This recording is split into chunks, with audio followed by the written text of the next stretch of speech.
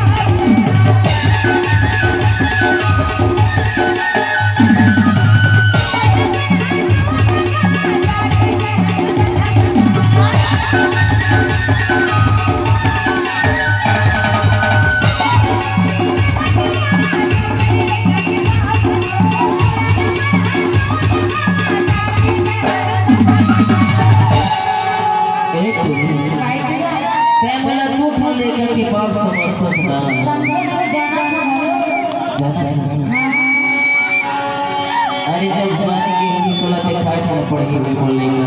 अच्छा तो अब देखे ले बेच के ऐसे बाप आए तो बेटा की बेटी की अच्छा मोने पता है तो लेकर हेलो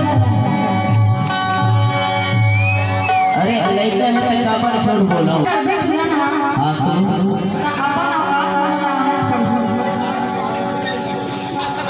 नेता म्यूजिक आपका हार्दिक स्वागत करता है।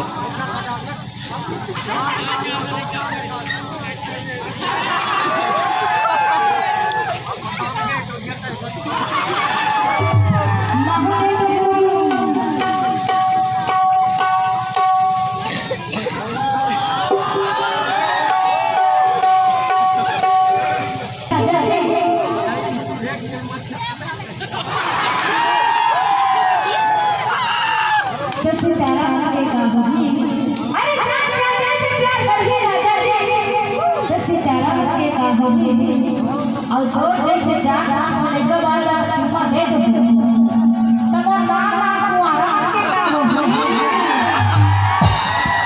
एक मिनट लगा तो पूरा कुआरा की ठेका लेके बैठे हो समझ ले आप मां के ठेका